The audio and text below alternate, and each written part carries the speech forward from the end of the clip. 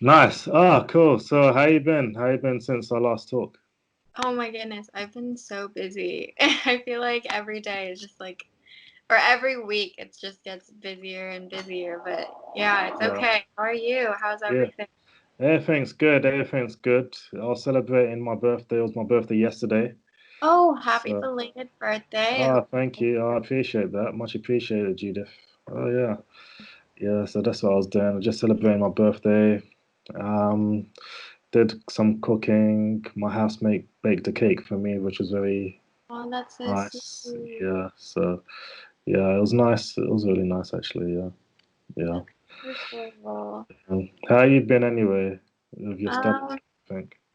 yeah, I was on, as you know, I'm still a student, so I finished the semester and then I had 2 weeks of break, and then now I'm back into a new session. Yeah. And just started. So it's been like it's our second week and going into our third. It's been very busy. I feel like every day I wake up around 6 and then work until 8 to Mm, finish everything. And yeah, yeah. it's great though. I enjoy it. I love learning. I love it all. So Oh, that's good. That's yeah. good to hear. Nice, nice. Yeah. Yeah, no, I've just been having a lot of fun with this podcast. Yeah, You good know, tell. yeah, interviewing a lot of people. For any new people that are listening into this or watching this, this is Let's Talk Creators, where I have conversations with creative individuals throughout the world, through conversation, touching on current topics, and of course, talking about projects um, with each guest. And today's guest is Judith Kim, who's a graphic design student. Is it? Do you study graphic design? Right, Yes, that's correct. you're a graphic design student. You're also a model and you're a photographer as well. I wouldn't give myself the title of a photographer. I just Can I work. give you can I give you that title? Is that okay? I'm gonna I, give you that title, and because I appreciate your self portraits on your Instagram page, because I think they're really awesome. oh, thank you. So that's photographic to me. So, you should own it. Oh, thank you. I mean, I I think if I were to title myself, yes, I'm a graphic design student and I do work as a model. I've been doing the photographic series, like as you know, Yes. um, just to like challenge myself creatively, especially since we're limited to the resources in quarantine. So Yeah. for me, that equates to not being able to work as a model. And if I don't get work, I don't have images to really post on my social media, which is where I get majority of my jobs. So Yes. yeah, it plays like a two-part thing for me to be creative and then also to service me in the future. So yeah. Cool. Cool. Maybe if I'm not sure if perhaps I heard this from someone else, but do you also do poetry as well? Do you write? Or I I just do write a lot. I think we talked about it that you're working on your own short film and you've been writing, and then I write yes. more as a personal thing Yes. to help kind of I don't know, like I feel like writing is a different form of creative energy, and being able to verbalize like any type of thinking process really helps. Um, I don't remember like us talking super extensively about it, but yes, I do write to a certain degree. Okay, cool. Yeah, because like as I talk to you now, my memory is sharpening up from our last conversation, so that's why it just came to my mind. Mhm. So yeah, obviously I speak with a lot of people, so it could be possible that I could be mistaken, but I do distinctively remember you mentioning a bit of writing as well. So yeah, no, that's awesome actually. So how are you getting on with your stuff? It's all going well and everything. Um, so I'm almost done. I'm getting ready to graduate. So this is my second to last semester before graduating, and Yeah, um, maybe I should have buckled down a little bit earlier, but I feel like it's like getting real, and I need to be more focused and really attentive to all the details to get ready to graduate and join the workforce. It's good. I feel like the adjustment last semester was god awful. Yeah, Be- okay. from being in a very like proactive physical environment to Yeah, move to a digital learning space has definitely had its own challenges. I'm sure a lot of people can agree, like working from home has been an adjustment. And for me personally, it took a really long time to work from home. Um, so hopefully this semester will be something where I could, be more well adjusted to the environment and also maybe give me a new perspective on how I work as a creative and like that process. So yeah, yeah. yeah. So, okay, let's touch on the series then. Mm, So, how is that getting along? Because I'm my seeing a few new images on your IG post. the self-portrait series. Yes. Um, so it has definitely slowed down.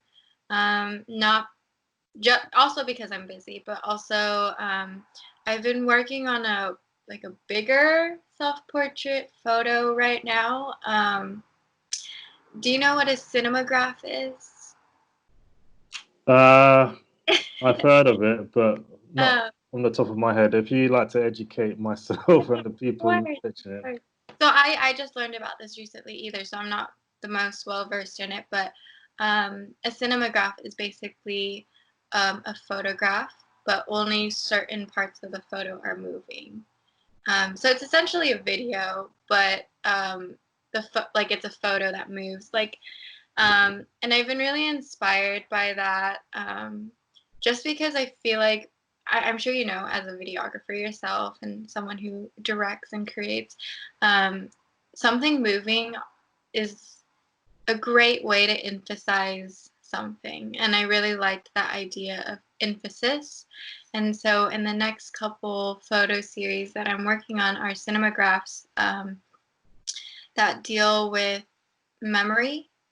So I have very poor memory, and so a lot of my memory feels like dreams, and I really wanted to play with this idea of memories can be mixed up with dreams and emphasizing that through this cinemagraph. I'm not too sure how it will turn out yet because I have to build a set inside my own home and figure out the technical side of building a cinemagraph.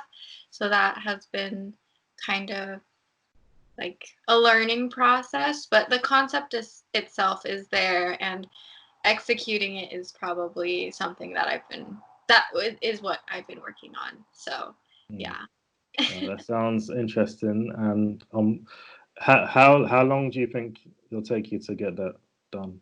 Oh my goodness, I have no clue because um I have very specific memories in mind to build, Mm. and I'm not sure if like I should be the one playing out everything.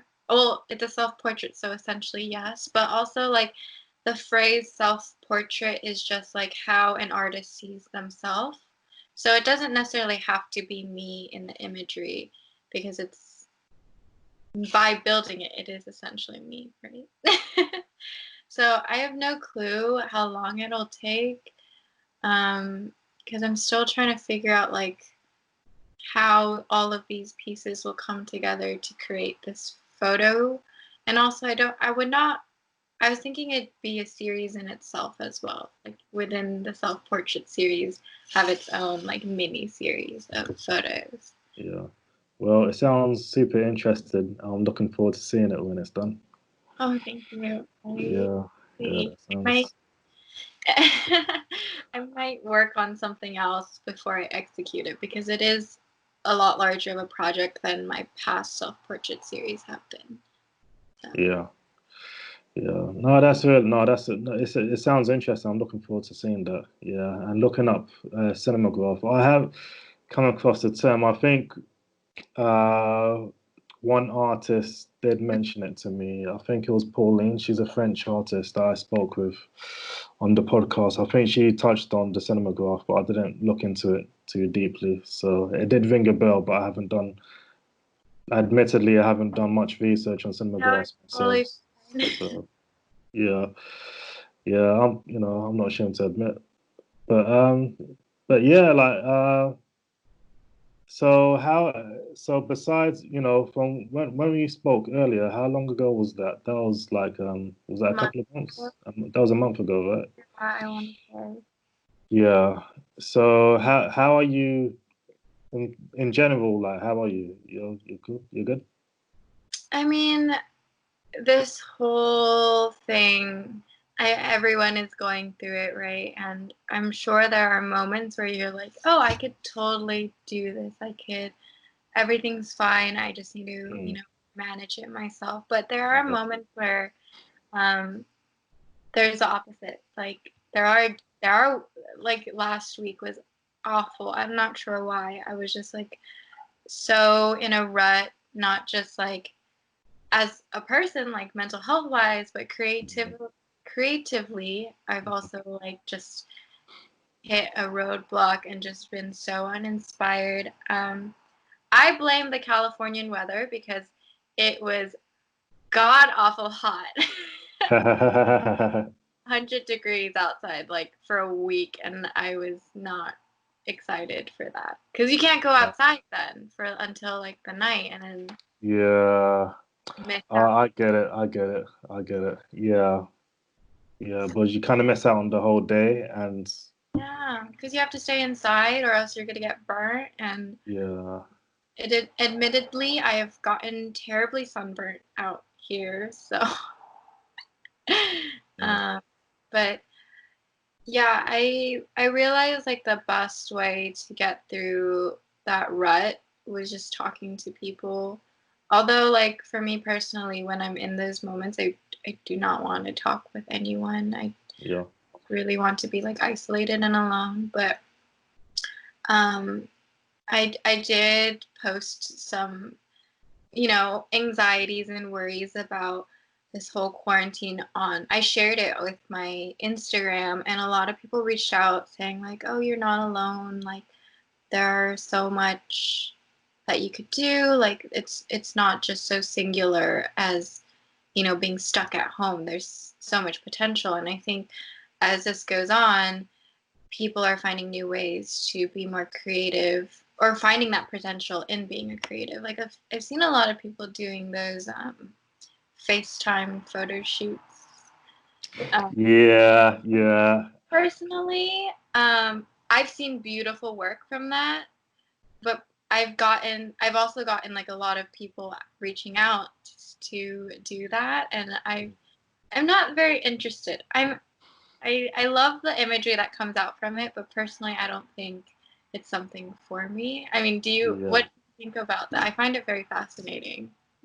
Yeah. So I spoke with another individual, Mm. and I learned about this idea. I learned about FaceTime, or Yeah. yeah, True. FaceTime photo shoots, whatever. Yeah. And I just thought it was weird because I thought, what? So you're just gonna take screenshots, and you're just taking screenshots of the person you're talking with. It's not a shoot. If you're able to control the camera remotely, that was in her space, that would be a different thing. If you could control the aperture, if you could remotely control the camera in the subject's space, and Hmm. you're actually shooting it, and you could control the frame, the depth of field, the shutter, and all the technical whatever. Yeah, that's a photo shoot. But if I don't know, I just think it's a bit weird if you're just using your screen and you're Yeah. using the camera from the laptop to do the shoot. It's Yeah. interesting. You can still get something out of it. You can still work ideas, Of but course. there's still potential for ideas and stuff like that. But Mhm. yeah, each to their own. To be honest, it's a new concept, but but there's no real control, you know. There's certain a level of control, I guess. You could just tell you have to rely on the model to have props and everything, Yeah. and you can control the poses, I guess. But really and truly, can you really control?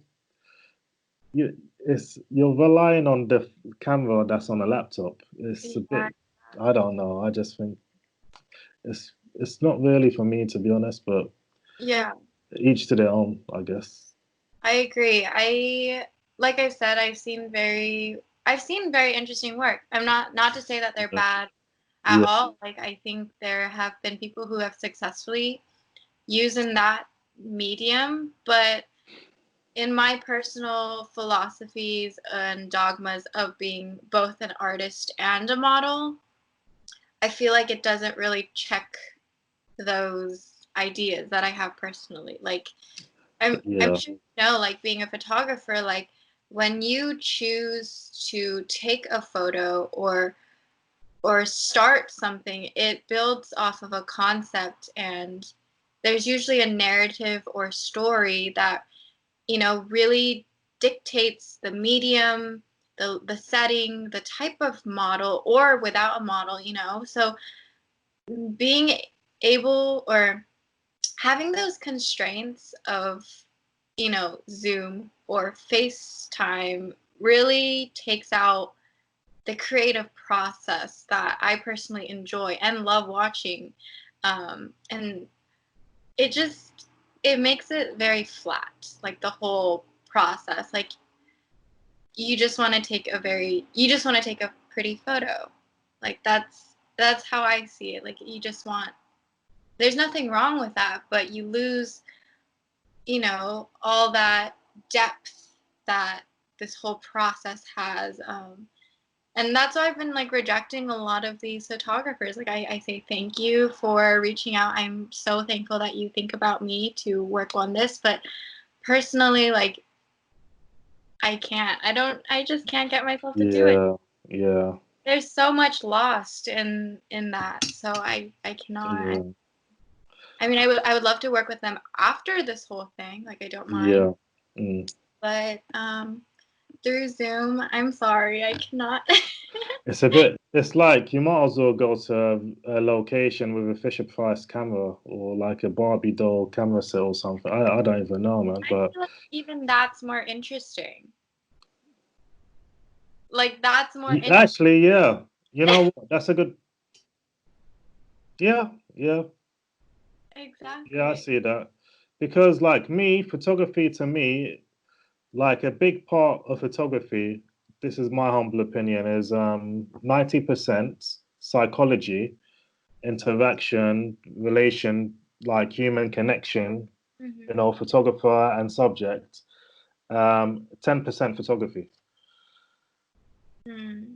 The actual interaction and working with the model is the most important Yeah. equation to a photo shoot, in my humble opinion. You know, so to do a shoot like that's me. Oh, let's do a shoot now. It's a bit, in my opinion. I think it's flat. It is flat.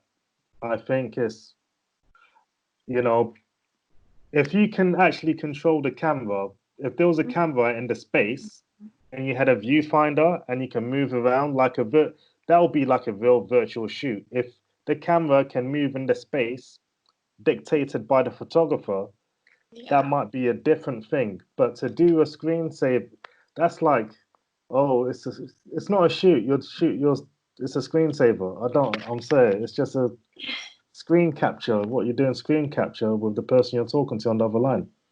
I think I think though it can possess an interesting story because Yeah, I'm thinking now as you're speaking, this could be a step in the creative process. Like, let's yeah, say, like, we're outside of quarantine, we're back outside, where everything's yeah, gone, we're safe again. Let's yeah, say you want to work with this person, this mm, photographer, this model, but you're maybe cautious or you're on different geographical locations. You can set up these meetings to see and like maybe work out some awkward interactions in person, or maybe get a feel for this photographer, a feel for what kind of model this person is. I think it's like a good way to start something. Yeah, I don't want to, I don't want to shut it down because really and truly, in a way, some of my projects that I'm working on kind of dictate the idea. So I am working on lockdown-based projects, video projects. So I've started one project called What's Creativity to You in one word? And I got 40 submissions from creative individuals saying, expressing what creativity is to them in one word. So I just did like a 1 minute montage of all these artists. Oh, I remember you talking about this. Yeah, so I did it. The video is pretty much completed. So, but I think I need to add some music to it and it should be done. And I'm working on a scripted project. And it's so the themes are like mental health, Oh, is and the FaceTime call that you're mentioning? Yeah. yeah. So I'm working on that, and and I've been and like I got inspiration from a music video I saw today. So there's one young lady, she's a musician, Mm-hmm. and she just produced a music video, like just doing like just videotapes of herself, and she had a feature. There was a featured musician, and on the clip, it's just like a FaceTime call, and like he does his verse, but the music is all mixed and mastered and everything, so the sound is perfect. It's a proper music video, but Wow. it's like it's really cool. It's really cool. So you just see her, then you see her shrinking in the corner. Then the Wow. artist comes in with the call, and he just drops his verse, and it's quite. I think it's actually quite sick, to be totally honest. It's interesting. It's So great. yeah, there's so much you can do with video. I think I'm more flexible, but with photography, I think the key thing is Mm-hmm. the concept. The concept should really dictate the Yeah, medium. of course. So maybe the concept might call for, oh, it's just you just need a FaceTime and you don't need to worry too much about the exposure. Like the only thing I could control, okay, maybe just put the LED closer to you. I don't know, like, but the concept, I guess, the themes, concepts, and ideas, I guess, should dictate the medium. Exactly. I totally agree. It's I don't know, it's so strange, and I feel like the work that comes out of this quarantine will be in its genre of its own. We will look back at it and be like, people will study this and be like, why is there a tiny little box in the corner? Or why are the photos like this? Or why is the fashion like this? And it'll all get traced down to, oh, I chose this material because I was in quarantine and I had nothing else available to me. And like, I feel like this time has been both so positive and yet so negative. I'm not sure how to feel about it. Mm, It excites me and frightens me. yeah, Absolutely. Uh, yeah. Yeah. Well, there's been a long history of crisis giving birth to excellence. um, actually, I think I did mention this to you that one thing that's been helping me through this whole thing is what my I guess like the director of our mayor, like our our major, sorry, I cannot speak. Our department chair, he spoke and he said during any crisis that the world has had, um, at the end of it, the people at the forefront have always been artists and creatives, creating the new path of arts. For example, he spoke about World War II and how so many different artisanal movements have been pushed as a direct response to world crisis, which at that time was World War II. And I think in the same way, a lot of artists now who are going through this will have so much to say, so much to give and offer as soon as this is over. And I'm that's what I'm looking forward to. I'm very excited to see the next step in all these creatives. Yeah. Yeah. I'm looking forward to seeing that sci-fi epic on a mobile phone. No, but really, like, yeah, I'm playing around with IGTV. I've just dabbled with IG Live and IGTV, and I am gonna work on. I've been researching a couple of phone apps to produce content for IGTV because I think IGTV is going to be the new YouTube. I feel like I've heard people say that a lot. Yeah, I think it's real because it's just convenient. I agree. It's all in one system. Yeah, yeah. So yeah, but I'm definitely gonna play around with that, and I've got a TikTok, and I need to muck around with that. But I've got a couple of videos I've uploaded to my IG account, Mm-hmm. but I'm experimenting, with the FaceTime project. I've spoken to two actors that Oh. are helping me with this project. So yeah, I met two actors in acting class, and yeah, they're helping me. We've done a lot of improv together, and they've inspired me a lot, to be honest, to get back into writing. To be totally honest, so I'm excited to do this FaceTime project, and we're just gonna hash it out. It might come grow into something bigger. Who knows? I'm just playing around and having fun. So That's absolutely exciting. so yeah. But but yeah, like where who influences you? Like, where do you draw your influences or inspiration from in terms of your creative work? Funny enough, like I actually have been getting that question a lot from my followers on both on my IG, and I do have a TikTok as well. Um, Yes. so when I do Q&A, which is not very often, that question comes up a lot. Oh, okay. Yeah, it is a Yeah, typical question, isn't it? Yeah. yeah, like I mean, but I love that question because honestly, until that question is asked, I really have no clue. Yeah. Okay. Um, I think personally, I don't have like one specific space where I get inspiration from. Mm. Um, But I don't know if I mentioned this to you before, but I have these questions of the week that I've been proposing since I want to say last year in December. And Mm. every week I ask like a different person or creative. It doesn't have to be a creative. I just ask people in my life Yep. um, what they think. And I ask these questions not because I have my own answer, but because I want to have a conversation. Mm. And through that conversation, it tends to influence whatever I'm working on at that time. Um, so I think that has been a really big source of inspiration. Just talking about something that I personally don't have a perspective on and Mm.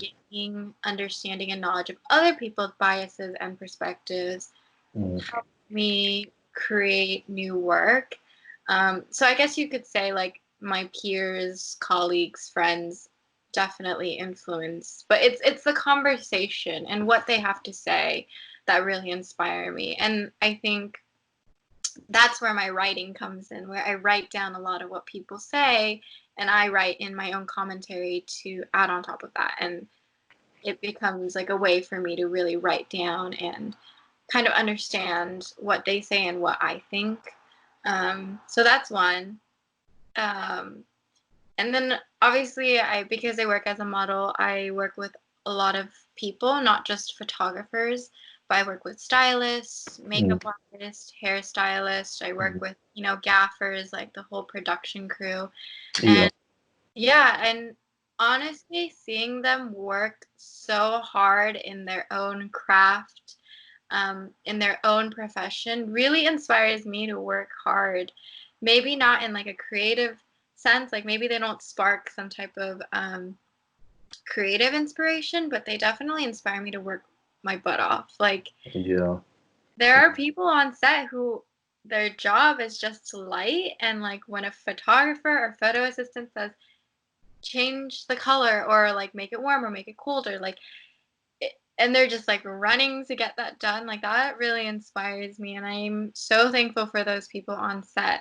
They're absolutely amazing. Like the whole production gets me excited because they're hardworking individuals, and I want to be just as hardworking. And it amazes me every time like I'm working. Yeah, yeah, yeah. No, gaffer is a super important person on set. Yeah, great. Um, it's all relative. Even in like a camera crew or film crew, whatever, they inspire you to work hard. It's all relative. It's Yeah, all exactly. relative, so it's all, yeah.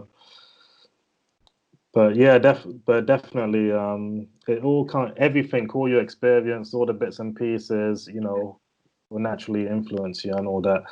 But I believe everyone has that inspiration Yeah. inside. You have that self motivation. You have that inspiration. It's already inside you. Mm. So you inspire. Really, you do inspire yourself. And I set up this podcast to just show people. Okay, look at this person. Look how they're doing things. Like, look how they're encouraging themselves. Look how they think. Look what So it's just like, in a way, this podcast in a way is for a guide for people that need Mm. it, that need it, or just want to be entertained, or are just interested in just learning about creative individuals. I love that. So yeah, yeah. Yeah, I think as a creative myself, I can say that I truly appreciate what you are doing. Like I think it's really magnificent that you are bringing artists to light. Like I would have never known about like some of the people that you interview without you showing them. Like I would have never met these people. Like I find their stories fascinating. I find what they are sharing during this quarantine really fascinating. So thank you Oh, for I appreciate that. I appreciate that. Yeah, is there a particular guest that comes to mind? oh my gosh, I'm really bad with names, so I feel really awful, No but I worries. think there was an illustrator from somewhere in Europe. I don't know. I was just like listening to you guys talk while I was driving, and Okay. I find what she says interesting. Um, but I can't think on the top of my head. Oh, that's okay. That's okay. That's okay. Um, Yeah. yeah, I do enjoy all the conversations that you have. Yeah. Thanks. Thanks. Thanks. Yeah, I've been speaking with a lot of creative individuals, and I'm working on a series at the moment for June. It's still the podcast normal format, but I've been speaking with a lot of West African artists. That's amazing. So a lot of West African artists, and because some people, a couple of, I'm getting some. I always ask them, what's the art scene like in Nigeria, and I'm getting various answers. So I'm just going to edit the whole series, put it Mhm. together, and people could just see it for themselves, and like they could make up their own minds. So yeah. Wonderful. So yeah. I would love to learn about something in a different country. Like I culturally speaking, I'm not very informed about anything West African, so I think that's great. Yeah, yeah, because like my lineage is West African, so my mum and dad are Nigerian, so my ancestry is Nigerian. Mhm. So I just thought, okay, what is happening in Nigeria in the art scene? So I've interviewed a couple of Nigerian artists before. I've always thought about doing a series focusing on Nigerian artists. And I just started seeing all these different artists. So this artist I interviewed, oh, he's following this guy. Then they're sharing this guy's artist on their story, and their work is friggin' incredible. And I speak with them. Wow. Oh, I've just been doing it for 2 years. You've just been doing it for 2 years, and you've created a masterpiece. I'm speaking like I just want people to see the interviews for themselves and see the work for themselves and decide for themselves. I don't want to be here saying these artists are amazing. Look at their work Yeah. for yourself. So I like to think, without sounding arrogant, I like to think I have good taste in art. I look at everyone I've spoken with is really talented and they're really good, So um, I'll never waste my time speaking with anyone who I just thought their work was totally mediocre on the podcast. So honestly, like those the self portraits you do, because you're not just obviously you're a great model, but your self portraits are really like they're really it's really creative. There's art direction, there's a theme, there's an idea. You're expressing some type of feeling, and that's what I'm seeing in the self portraits, and I do appreciate that. Oh, thank So you. I appreciate anyone that can honestly express themselves. I really encourage anyone that wants to get into art or want just expect life is really short. Express yourself honestly, you know what I mean, and enjoy yourself, be happy because life is super short. But Yeah. but yeah, in terms of the last point, in terms of the Nigerian series, Yes. it'll be ready for June. So Wow. I'm just editing like a nutcase. Soon. What's that? June is soon. June is soon. Yeah. So I'm editing like a nutcase at the moment. Wow, amazing. Yeah. So yeah, I'm a bit behind on my podcast for this week, but I'm not sure. Hopefully, this one will come out this. Well, I was supposed to. Yeah, I've got a lot of videos I'm supposed to post. Yeah. No, you're at your own pace. I think this is like the wonderful part of being your own creative is you can work at your own pace. Yeah, definitely, Um, definitely. So just take it easy, take a breather. It's okay to Yeah, take a break. Um, yeah, yeah. My birthday was totally insane because I'm glad you enjoyed it. yeah, it was a lot of fun because I was editing and trying to post videos. And then after that, I started cooking. I woke up really early, started cooking, Hmm. and all that. Then my housemate was kind enough to bake a cake, which I really, really appreciate. Really sweet of her. Then my family like came over. They brought some snacks and all that stuff, and it was just I was doing all this cooking and prepping and organizing. Even the day before, I was prepping some food as well. And when it came to everyone sit down and eat, I just lost my appetite. Why? I think because my housemate, she was telling me how, like, when you're too busy, working, it affects your appetite.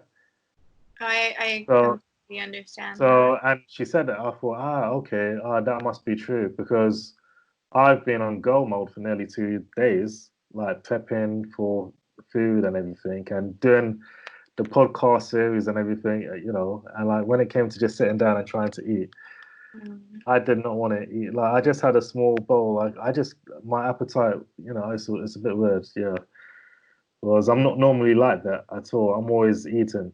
So I I feel like for me, I've never had a very good relationship with food ever in my life, but I think once I started working as like a graphic designer, because I do freelance as a graphic designer and yeah, I've worked in house as like a house designer.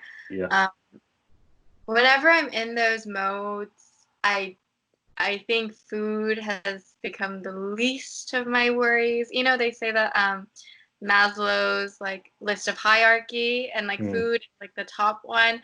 mm, Yeah, that becomes like the last and creatives become the first. So yeah, I completely agree.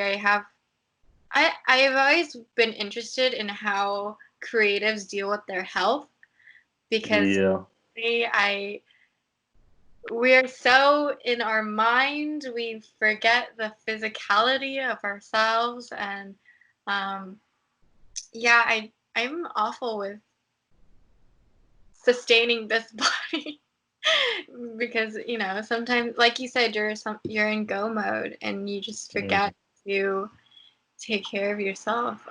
That's like yeah, you should ask other artists like how they take care of themselves because personally I have an awful time taking care of my own personal health while working and you should ask them. I'd be very curious. that is a good point. Actually, that's a really good point. Well, I think you're the first. Well, you've kind of answered that question, right? So, but what do you have like a health regime or nutrition or type of food plan? I don't know. Like, I mean, like pre-quarantine, I did go to the gym quite often, like I 4 times a week or as much as I possibly could, and that really helped me, like just eat more normally. But now that I'm back, now because of all of this, I can't really necessarily go gym. So I do try to go hiking to at least have some sort of exercise. But like, I guess this question arises because I got really sick 3 weeks ago, like a week after we had a phone call. I yeah. had an eye ulcer Mm. from working too much. Like I Oh wow. constantly was like on the screen, always like, working like and wearing my contacts often. And Mm. one morning I woke up and I couldn't open my eye. And it Oh was wow. so swollen and Yeah. so, like when all the blood rushes to one area, it just Oh like wow. you can feel the heartbeat in your body. Oh no. Like Oh. so swollen, and I woke up in tears because I couldn't see, and I was like, am I gonna go blind? um, Mm. Turns out I just had an ulcer and I got that treated, and I'm still kind of, it's been a month, but I'm still kind of dealing with my eyes and trying to make sure they're okay. Yeah. It's essential to who I am, my job. It's Yeah. Of like a course. visual creator, so I need Yeah. my eyes. Yeah. um, It was terrifying. And Mm. I'm wondering like if other, not just graphic designers, like other artists have dealt with this issue, like being a very screen-based society now. Like how do they deal with it? And also like I've noticed, because I'm more working digitally rather than analog, Yeah. I've developed a lot of wrist problems. Like I do use Oh wow. like a I do have a tablet instead of, working solely on the keyboard. But like, I'm wondering, like, I'm sure I'm not the only one with these issues. Like, are Okay. there other people, like creatives, who deal with this? And Well,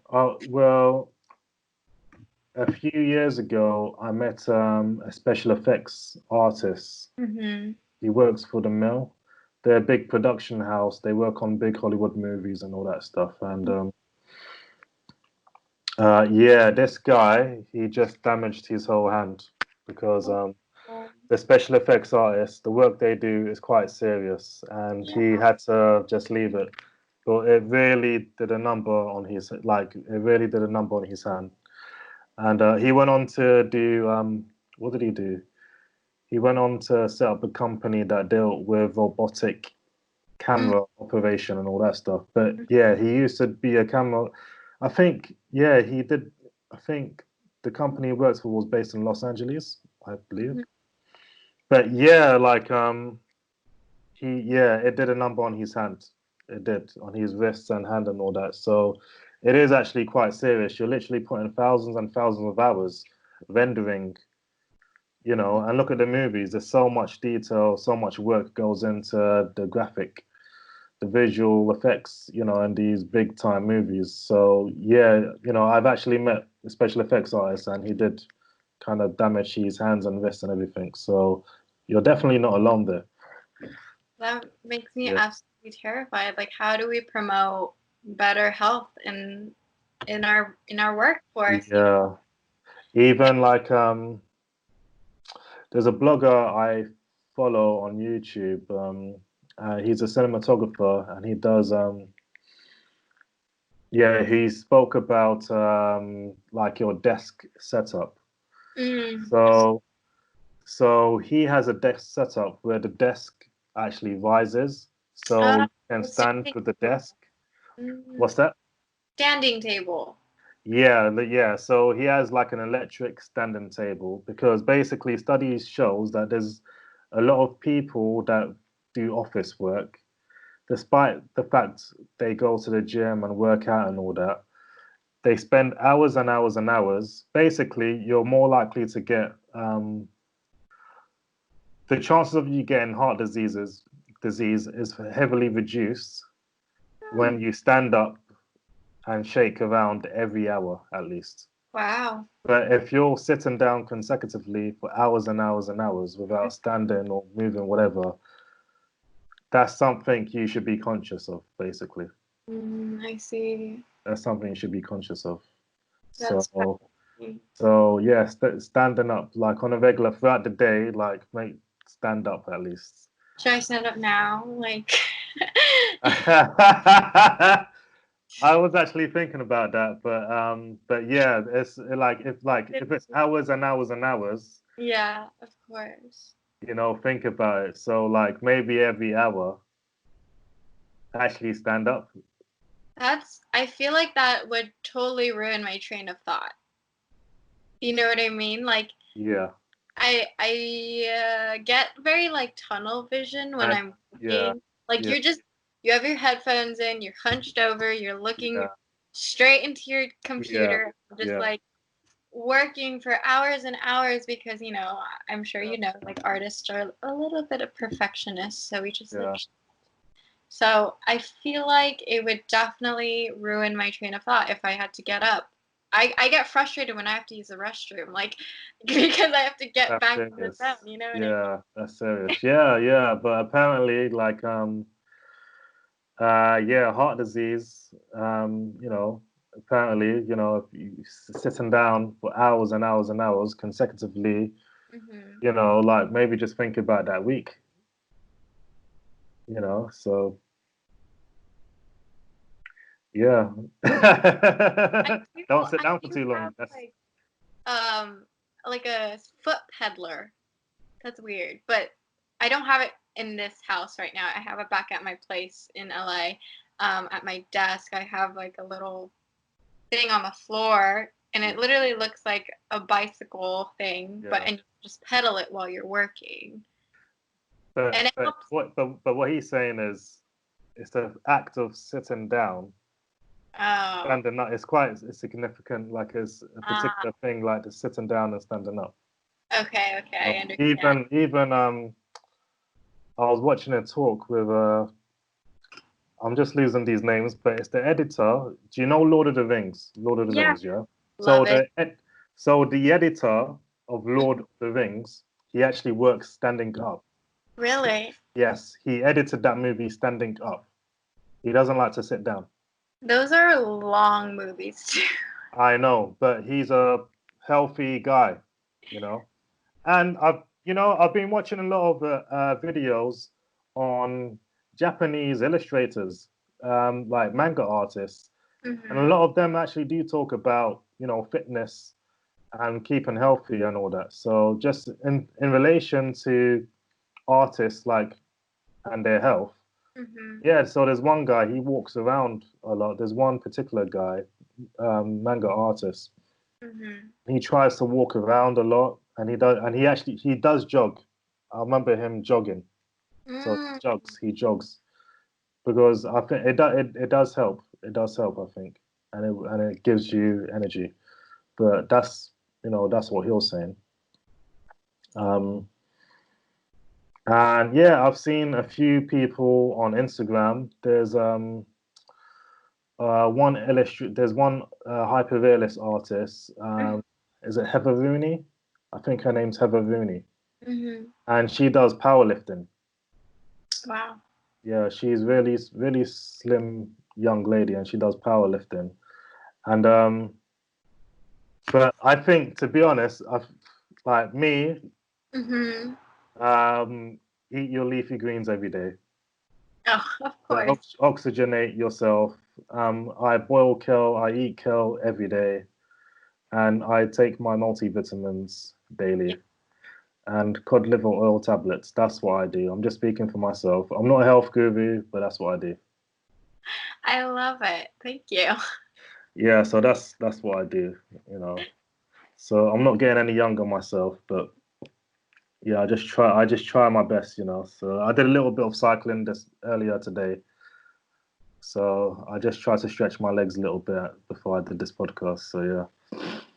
I mean, for me, it's the morning still, so I still have the whole day ahead of me. So it's kind of, yeah. So we're a few hours apart, like quite a Yeah. lot of few hours, yeah. Is it like 6 p.m.? It's 6 p.m. where I am now. Yeah, Currently, as of this recording, it's 9 a.m. over there. it's 10 now. Oh, it's 10 o'clock there. Ah, I see. Okay then. Yeah. I, lately, I've been waking up around 6 a.m. ish, so Okay. I mean, I still do things, but Yeah. I think the meat of my day usually starts around the noon, and then I see. yeah. Ah, cool. Yeah. I wake up really odd hours. Do you really? Yeah, sometimes I wake up 4 o'clock or 5 o'clock, Uh-huh. and I just use that time to just binge watch YouTube videos or I watch a film and all that. Okay. But I am up 4 o'clock. I am usually up around 4, 5 o'clock in the morning. Mm-hmm. So I'm a weird person. I go bed really early. Throughout this whole lockdown period, I've been going bed super That's early. good. That's honestly rest your body during this time. Yeah, I think it's important. Rest your body. And I have a cat, so I've got feeding duties.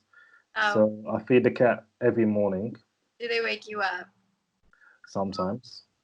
But the thing is, because I wake up so early, it doesn't Yeah. matter how early she's there, like I'll be up. So if she's there at 5, I'm gonna be up anyway, or Yeah. 6 or 7. So I am relatively, I am a morning person, definitely. I'm a morning person. I could get a lot of shit done during the day Yeah. because I wake up quite early, you know.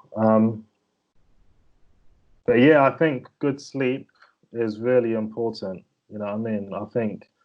I feel a little bit I feel a little bit fresher, when I've rested and I've eaten decently, So yeah. I've I haven't had my phone for a couple weeks now. I just got rid of it.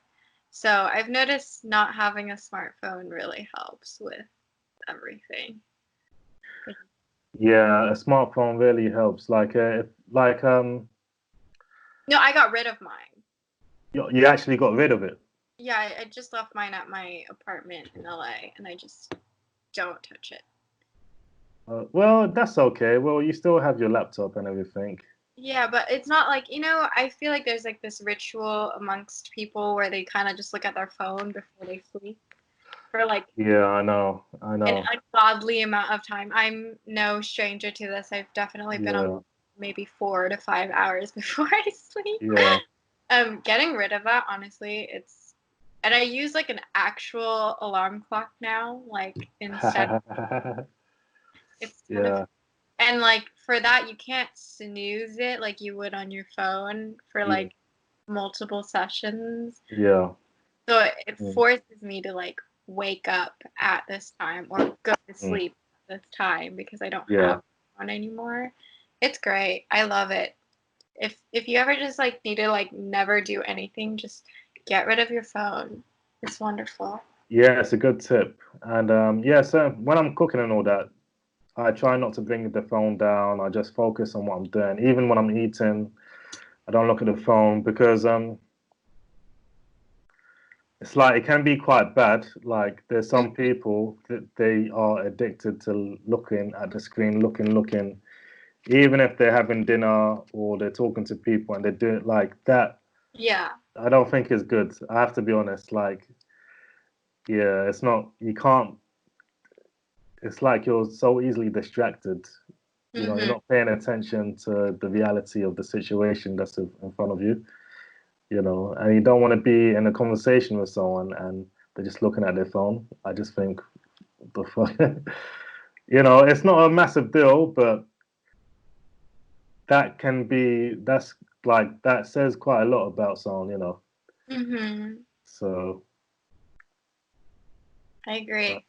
yeah, Yeah. because everyone has their habits. Everyone Yeah. has their habits. Everyone's not perfect. I look at my phone sometimes before I go to bed and all that. Whatever. But I try to go. But the key, what helps me is I try to go to bed at a certain time, Hmm. like 11 o'clock. Sometimes I'll go to bed 10:30 and all that, and I just sleep. and I just wake up really early.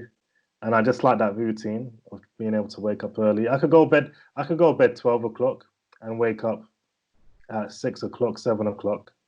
That's amazing. Yeah, that's how I am sometimes. So yeah. I wish I could do that. I'm not. I have to sleep early if I want to wake up early, and Yeah. yeah.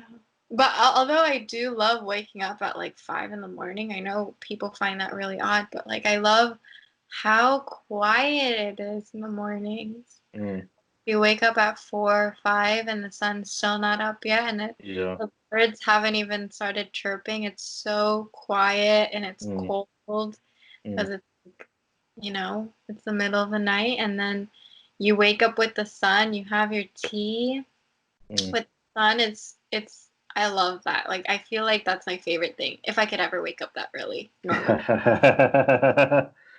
Yeah, yeah, yeah. Yeah, no, it's yeah, it just helps me. Like I wake up in the morning, I clean up around the house. Hmm. I try not to be loud. I just do like a bit of like mopping here and there and all that stuff. Then I prep stuff, have a shower, then I just crack on, get to work. Then like maybe 11 o'clock, 12 o'clock, I just go out, cycle, have a walk, you know, then I come back in and edit more videos, schedule more Skype calls. I mean, you sound like you're having a wonderful time. Like it sounds awesome. It is awesome actually. It's a lot of fun. It's a lot of fun. Are you enjoying your quarantine? Like, Yeah, is it yeah. as bad as you thought it would be, or is it To, better? to be honest, it's like I just think in London it's like uh, it's I think it's a little bit more lenient than certain spots around Yeah, the world. I agree. I've been hearing quite a lot of interesting news about how the UK is dealing with this whole situation. So I just read from a newspaper, a local publication in the UK, so from the 1st of June, Mm-hmm. groups of 6 can go out to the park. It's fine. Wow. I heard that your prime minister actually got He did. COVID, He did. and And the health minister too. that is very, very alarming, no? I know. I know. Yeah, oh my gosh. Yeah. What can you say? What can you do? Yeah, I mean, but they're fine now. Yeah, they are. They're Yeah, perfectly fine. Yeah, okay, you just gotta stay safe and hope definitely. for the best. Yeah, definitely. I actually spoke to one artist online, and she actually caught it. Really? hmm And she went to the hospital, and the staff just sent her back home. They didn't do anything. And is she okay? She's fine. She's perfectly fine. Yeah. So they just told her like you don't have any breathing problems, so you could just go home. You could go home. You're fine. I feel like this is what makes this disease so scary. Some people are dying while some people are completely okay. I don't understand. Yeah, I think because there's not a lot of information, but most people Hmm. that catch it, from my understanding, most people that catch it are asymptomatic. Yeah, I've heard. So they're asymptomatic, um, but more vulnerable people are the elderly, and Oh. there's rare cases of people in their 20s, 30s, and 40s actually dying from it. Hmm. But South Korea, they have really,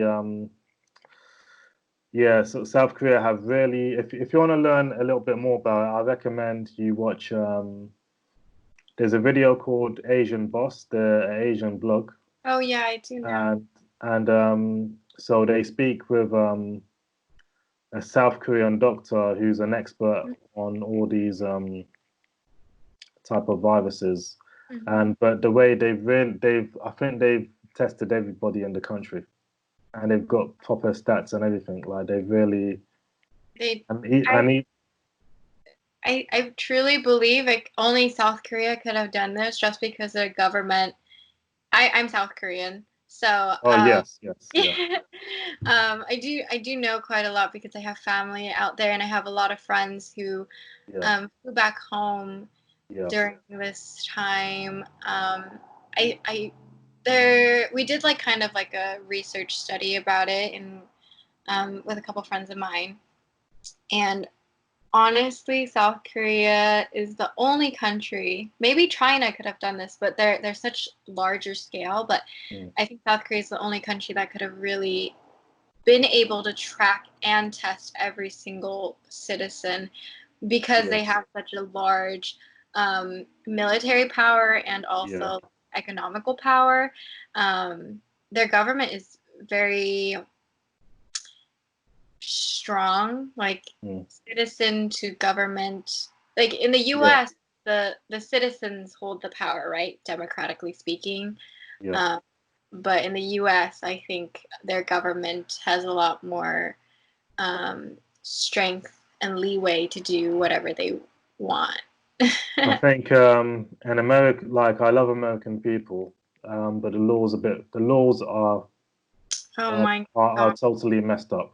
They really need to change. Do you They like really need to look at the way.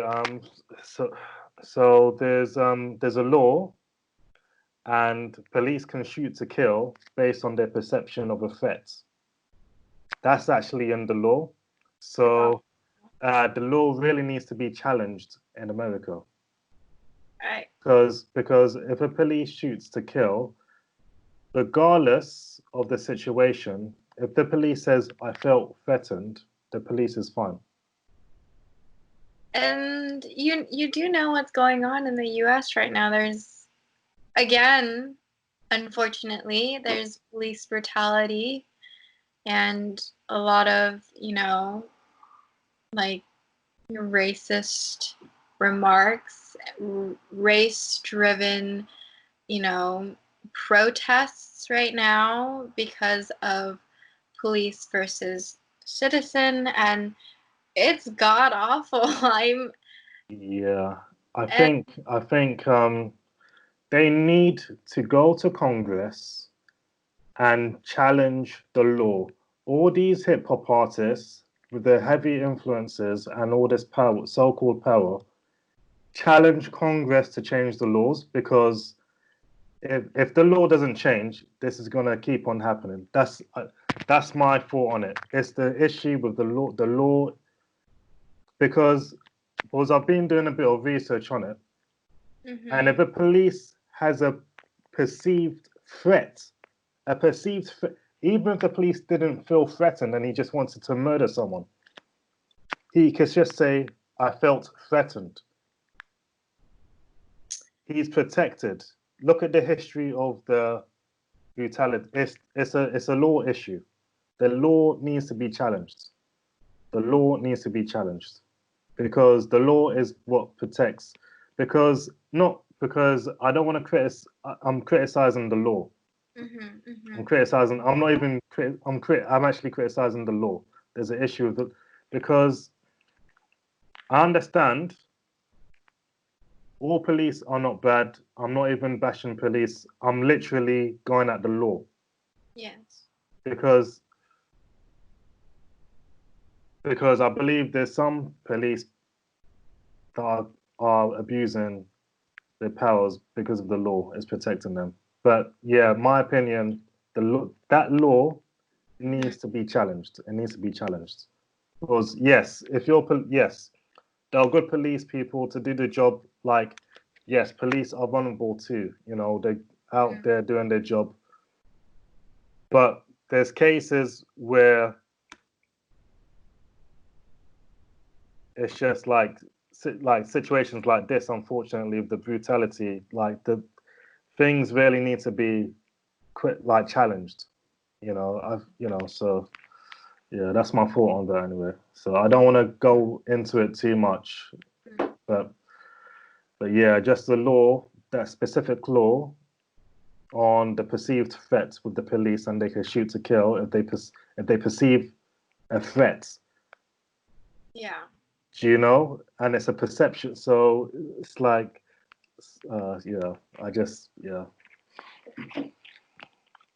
But yeah, I don't. Yeah, I just think that certain laws need to be challenged. Mm-hmm. So yeah. Yeah, I don't know. I wasn't given a choice to live in the U.S. I mean, I'm thankful, but the older I get, the more I'm seeing maybe the U.S. isn't the best place to be residing in. But we'll see. Look, I'm gonna put this out there, yeah. So I love everyone. I love American people. I love British people. I love African people. I love Indian people. I love everybody. Seriously, like people are people, you know. But a situation like with the brutality, you have to understand why the media suddenly just putting out the news of these deaths, and and all of a sudden, you're seeing this brutality, you're seeing that brutality, you're seeing this brutality. It's horrific. It's disgusting how some of these situations occur, but but who's challenging the law? Mm-hmm. Because that's the root of the problem. Who's challenging the law? Because that is the root of the problem. Mm-hmm. Because there's fundamental flaws with the law in Mm-hmm. terms of the kill if a police has a perceived threat. So yeah, I just think the law really needs to be challenged and looked at. So yeah, because I understand, there's laws in place to protect police in terms of health and safety when they're on the field. I appreciate this. I do appreciate this. But certain things need to be looked at and challenged. Because there is a problem. There's a massive problem. Mm-hmm. A massive problem. It's a massive problem. Yeah. So. I know. See. Huh? We'll see. I don't know if I want to stay in the U.S. Just generally speaking, it has beyond, the unfortunate events going on. Just I feel scared living here. I've lived here my whole life, and Yeah. I don't know. It scares me a bit. Although, like, I've never. Actually, that's a lie. I have been in situations that have been violent due to like racism. Mm. And it does terrify me a bit to, be somewhere where it's so prevalent and even, I don't know, even as unthreatening as I am, people might not think that, so a little bit terrified. Yeah, but I think definitely, like, you don't need to be scared. America is your home. You shouldn't feel you need to leave your home. Well, like I was in, so I am South Korean, so I was in Korea last year, and like oddly enough, I feel safer there in a country that I don't culturally necessarily resonate as deeply as America. Yeah.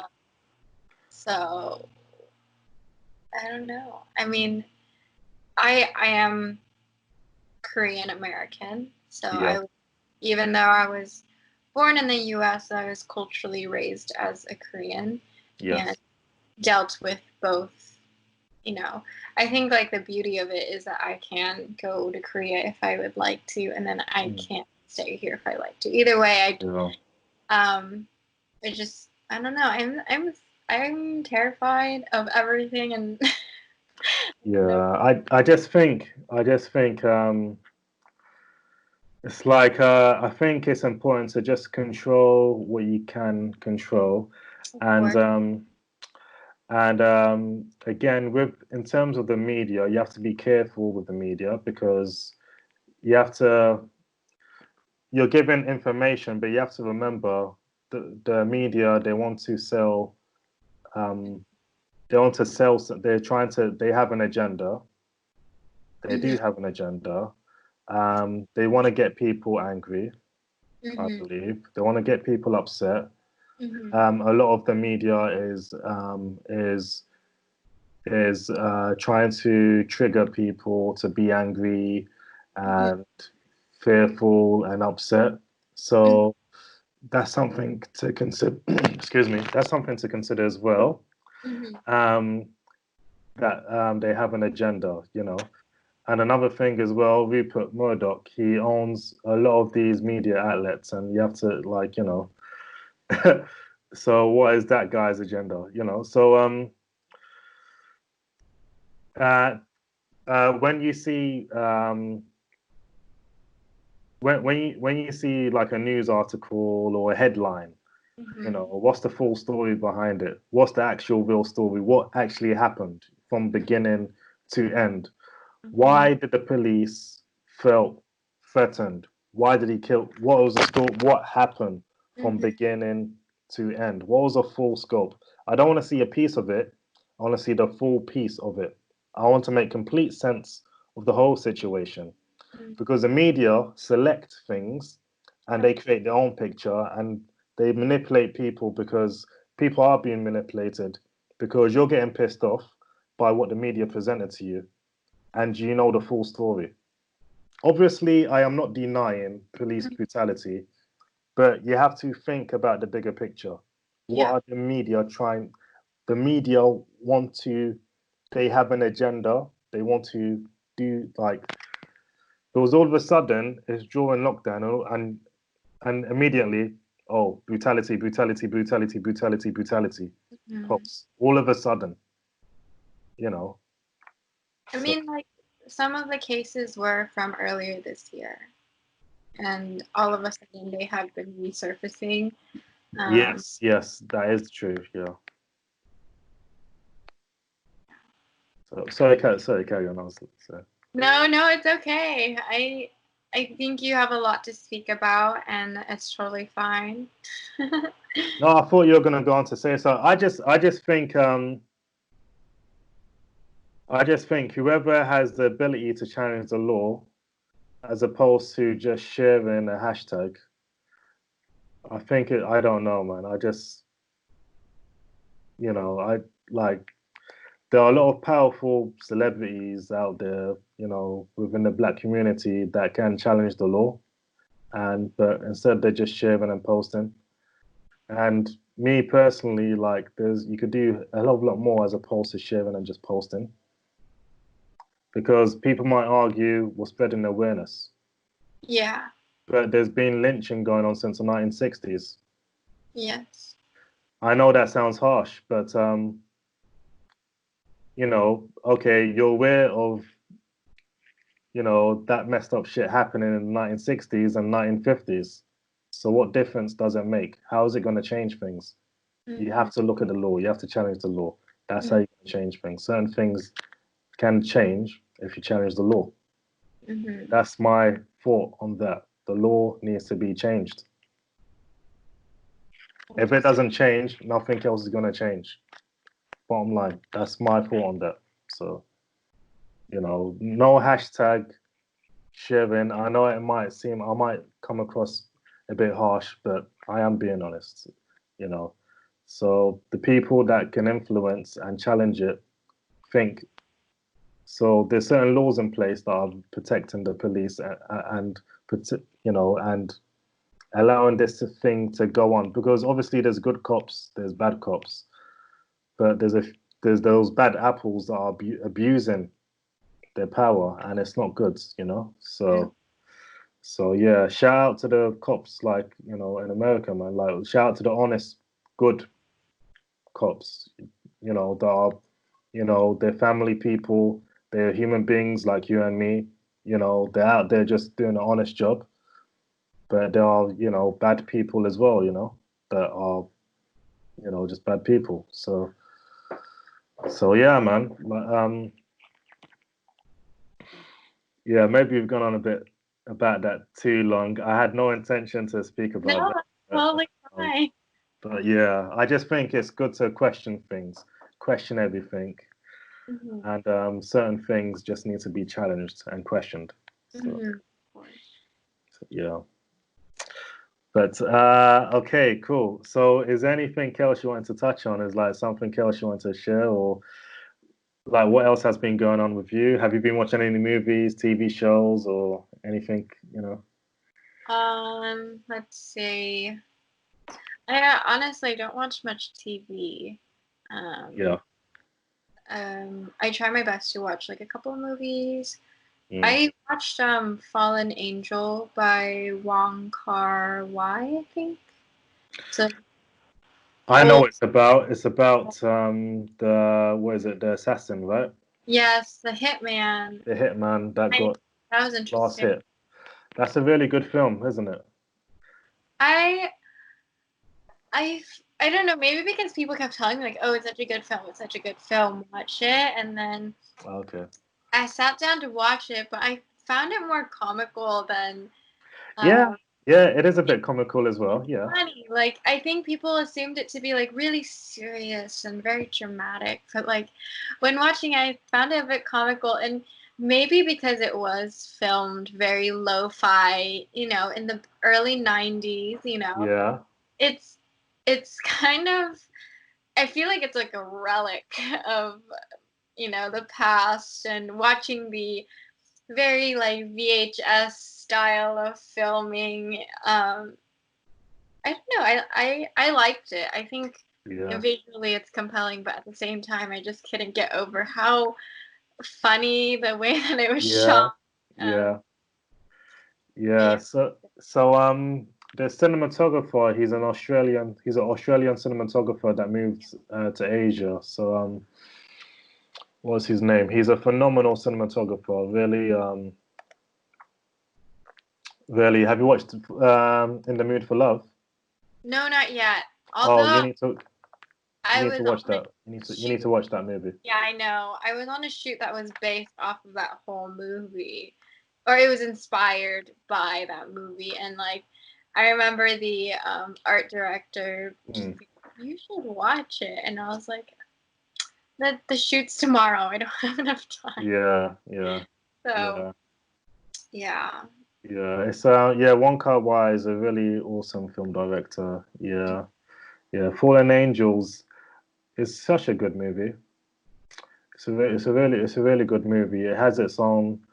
I just like how Wong Kar-wai has he like I really like his kind of eccentric classic characters in his movies. I really like the tone. He has that. He really makes his movies are so cool. Hmm. They're so cool. I I don't I know just how. like Yeah. the characters a lot. I Characters are awesome. That one scene where one of the characters forces a whole family to eat ice cream.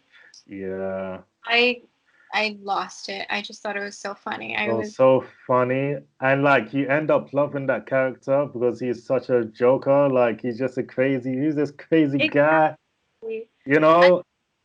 And then like at live my life. Like I want to be as wild and crazy, yeah, weird as him. Like I think he's yeah. That's so what much so fun. it's a great escape movie actually, you know. It's a phenomenal movie, you know. And obviously I don't want to spoil it too much, but you know, when he's videotaping his dad, that's quite a touching moment, actually. I That's cried. quite a touching moment. The relationship with him and his. It's a bloody incredible movie, because it takes you there, then it takes you there, then it takes you there, then it takes you there. And it And doesn't star one person, it stars multiple people. yeah. It's an amazing movie. It's come to think, it's actually a phenomenal movie, actually. It's a phenomenal movie. I'll watch it Yeah. again tonight. I'm going to ask my partner if he wants to watch it with me. And It's a phenomenal movie. Yeah, definitely watch In the Mood for Love, actually. Yeah, okay, well, really good movie. Yeah, watch that one. Yeah. okay. Yeah, I'm surprised you haven't seen that. I know I have like this whole list of movies that I really need to watch, but um, I just like I love watching movies. Don't get me wrong, but unless they're watched at a theater, I have a hard time having my attention specifically on the show or movie or whatever. Mm. Because I do watch TV, but I use it like as background noise while I'm working, so I Oh, I rarely see. pay attention, you know? Yeah. So I kind of have like this issue where I can't focus. Mm. Um, yeah, I love movies, don't get me wrong. I've always been the type of person to watch a movie at a theater. Growing up, like Fair enough. Yeah. my growing up, my dad got free movie tickets to um, Edward Cinema. I don't know if you know that, but it's like a franchise here in the U.S., which is like Mm. a movie theater. Mm. And so he got 4 movie tickets every month from work because Oh, his company nice. works with them. Nice. Um, so me being the the high school student I was, Yeah. I took all 4 every single month and went to go watch 4 movies by myself, like every month at a Oh, theater, nice. or with a friend, or I Yeah. would just like. But I was at the movies like every week, and so when it comes to watching movies like at home by myself, I have a bit of a hard time because I've been so spoiled with watching movies only Yeah. in the theater. So Yeah. Yes. Yes. I appreciate that. And yeah, I appreciate going to the cinemas a lot. Obviously, the situation with the lockdown has changed things a bit, yeah, I'm but very. there's nothing quite like the cinema, is there?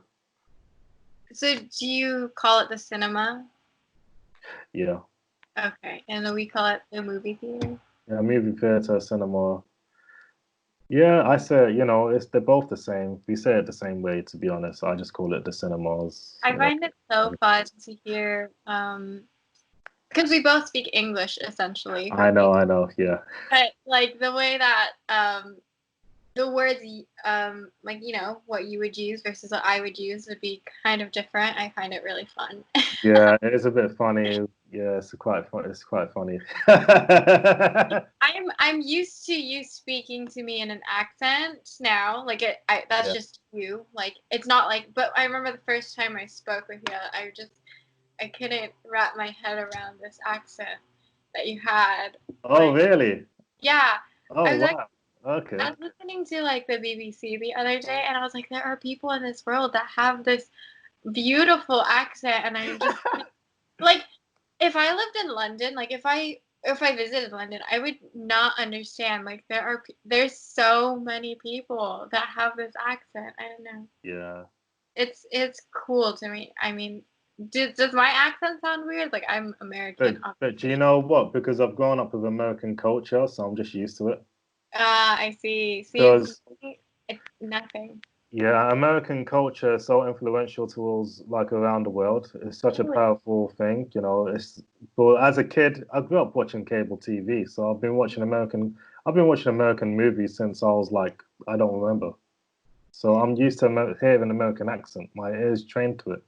That's funny because actually when I was so I was traveling a lot last year and I was in Korea, and one of my friends' family both speaks Korean and English, they said that I have a very interesting American accent.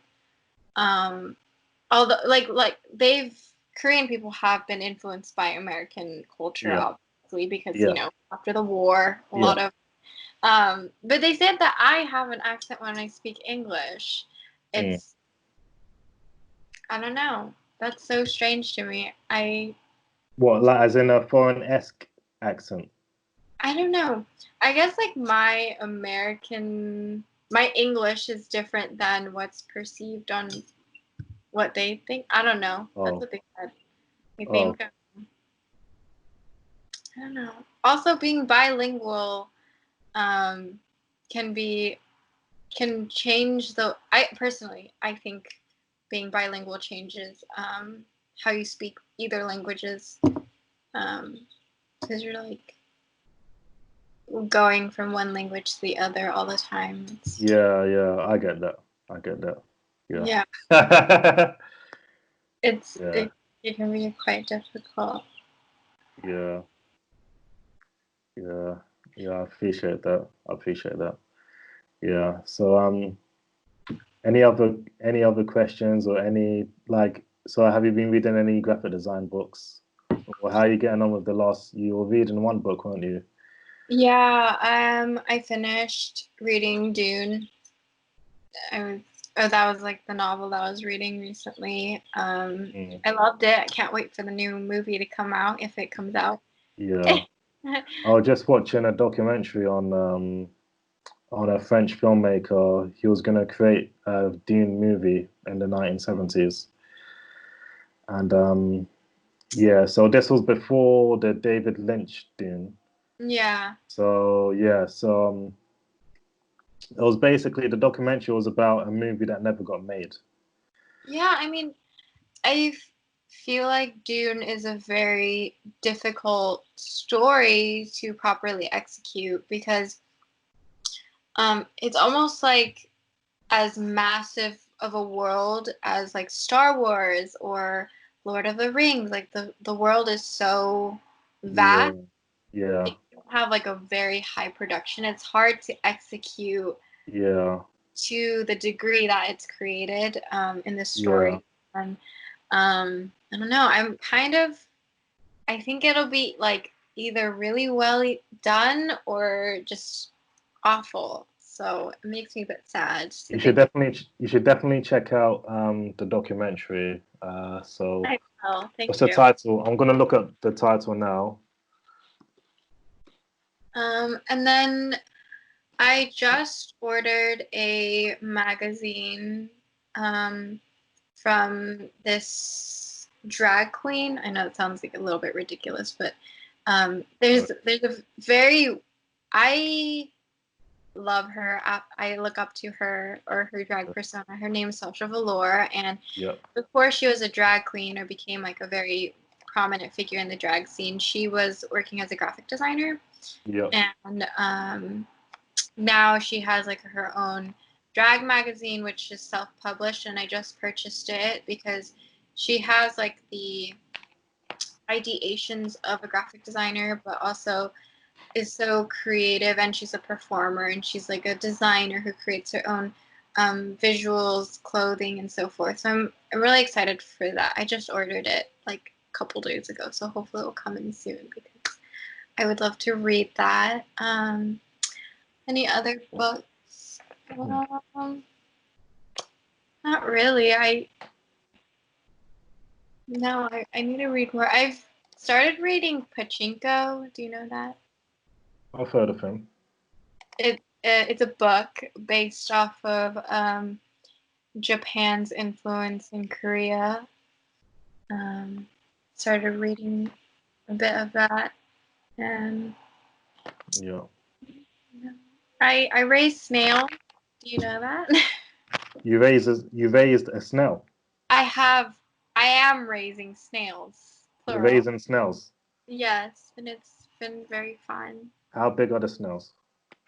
Um, Maybe I can pull one out from the tank because I see one moving around. They're not very big, maybe like the size of my thumb. Oh, okay. Yeah, and I've been raising snails because I vermicompost, which is composting using worms. I'm very interested in sustainability, so Yeah. um, I started doing vermicompost last year, and then I found out that you can actually compost using snails. Mm. So out of curiosity, I got some snails and started raising them. Mm. But then I realized they're actually horrible composters because they are very picky eaters, and um, I don't know. It's they're not the best in terms of like vermicompost is the way to go. So I Yeah. have them. I keep looking over there. They're over there. Yeah. Um, so I started just keeping them as I guess like a pet, Mm. as a curiosity thing. Um, they're quite they all have personalities. I did not realize that, but they are very personable. They all have personalities. They all have habits. And actually, one of the snails in my self-portrait is the snail that I raise. Mm. Yeah, so they're quite cheeky, and I love them. Nice. I saw this video of someone using like food dye and water to try to make snail art where the snails would just like slide around. I thought that was like maybe not food dye or food coloring, so I used like juice Yeah. to like try to emulate that. It was quite fun. I can show you. It's Okay, kind of cool. ridiculous. So they didn't go very far, but these Oh, are interesting. my snails, right? That were moving around, and then this is blueberry juice, and he Yeah. decided to just sit there and not do Yeah. anything. So, Oh, that's really cool. another one over here. But yeah, so it was quite fun. I would not do it again because I feel very awful doing that. I think for an experimentation purpose, I think it was fun, but like I would not do that again. I would also not photograph with them again. It was terrifying doing that Oh. self-portrait. Oh, wow. So only one is in that photo Yeah. in self-portrait, but I actually had all four of them like on my clavicle, my neck, and Yeah. my face. Yeah.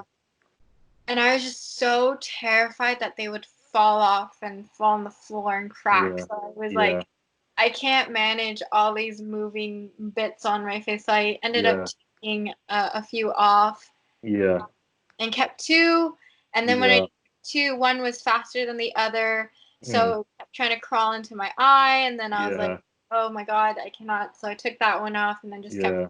and that's how it ended up with just the one. It was, in thinking, it sounded beautiful. In Yeah. actually executing, it was terrifying nightmare. Mm. Will not do it again. I was so Mm. scared of injuring these adorable, sweet animals, and I would not do that ever again. No one tries it either because it's actually god awful and hard to photograph with a living creature. Yeah. With all the snails, so did you have anyone to assist you, or you did it all No, yourself? portraits are done by myself. With the snails? Every Oh, yeah. Okay. Okay. So, like from setting everything up to taking the photos, I use a self timer, Mm. and yeah, everything's done myself. Um, from my concept to Mm. producing to taking to editing, the final looks. Like Mm. it was so terrifying. I would love to do it again. Yeah. If I had more assistance and like a bigger production, Yeah. but doing it myself was absolutely terrifying. Please. Um, but I love the photos that came from it. Yeah, they're nice. They're really lovely. Yeah. Yeah, so I don't mind that, but Mm. the process was definitely a challenge. Mm. So, Definitely. Yeah. Yeah. So yeah, I'll definitely post up images. If you could be so kind to send me some JPEGs of the yeah, shoot of the sure. snails, and I'll place it in the edited version of this video as well. And I'll put a link to the Dune novel you read as well. Oh, So that yeah. was mentioned. And definitely check out the Joe Dorowski's Dune. Okay. So that's based. So he was going to make a version of Dune, and it's a very interesting documentary. Mm. Yeah, Joe Dorowski's Dune. Oh, I just found it. Yeah. Yeah, it's a really good documentary. So he was going to make a live action version of Dune, and he was essentially just turned down by the film studios because I think they were just scared. So yeah, it's an interesting documentary. Definitely check out the documentary if you're a fan of Dune. So I think that might be of interest to you. I will. Thank you for sharing that. Ah, you're welcome. You're welcome. So it features loads of amazing artists, Hmm. um, and artists. Yeah, amazing artists. Salvador Dali was going to be cast as a Oh character. yeah, I remember reading about that actually. Yeah. Salvador Dali was somehow part of. Sorry, my thing just fell. Somehow Okay. part of Dune. Mm. I find that fascinating. Yeah, yeah, yeah, yeah, definitely. Yeah, yeah. So, yeah, Salvador Dali, Orson Welles, OBS, a big French artist. So he helped with all the storyboarding. Um, who else? Who else? Yeah, loads of interesting people, loads of amazing artists. Artists like that worked on the creature design of Aliens was Oh yeah, I and remember. going to be involved in this. This is all in the I think 70s. Yeah, this was all in the 70s. So but what happened? But and it's a good doc. So what happened at the end? He come all the ideas and everything. He put it into this massive book, which is probably 300 quid or something on Amazon. I don't know. And every major Hollywood studio has a copy of this book. Mhm. Every idea and concept that was in this book, Matrix took ideas from this book. Really? Flash Gordon took ideas from this book. That's Star amazing. Wars, when Obi-Wan Kenobi gets. Are you a fan of Star Wars? I love Star Wars. So when Lord Vader strikes down Obi-Wan Kenobi, that scene with the swords, Yeah, that was taken from the book. amazing. Loads of, yeah. So this movie, if it was made, it probably would have been bigger than 2001 and Space Odyssey on Star Wars. Probably the greatest movie that never got made. Because yeah. So but yeah, it was a heavily influential book. Mm. Yeah. So but yeah, it's an interesting documentary because this man's passion, he Hmm. brought in the best fucking artists in the world to work on this project. It would have been phenomenal because the project didn't go ahead, it didn't fall through, but the Hmm. artists that got involved, they ended up winning Academy Awards for Mm. Aliens or like Star Wars or these movies. Like the same artists that he brought together, you Hmm. know, well, other production companies just started taking them, using them for their projects, and they went on to win Academy Awards. So yeah, very very interesting projects on a passionate, super passionate individual. So That's quite fascinating. I love that. I want to look. I'll look more into that. That sounds amazing. yeah, yeah, very strange, create like interesting individual, but he was like he did not play it, but he was passionate. He was super duper passionate. He was super duper passionate. So yeah, and it would have been an amazing movie because his thoughts on the June movie that's come out, the first movie, he thought was a piece of shit. Yeah, I mean, I didn't watch the first one, but I heard it's not. I had no interest in watching it like when I was younger. It didn't interest me to be honest. So Well, let's just hope that this new one coming out will will you know meet our expectations. Hopefully, I don't know. well, let's see. So I heard that they're planning to make this into like a new franchise to rival Star Wars. So we'll see. We'll see. Did you watch the latest version of Blade Runner?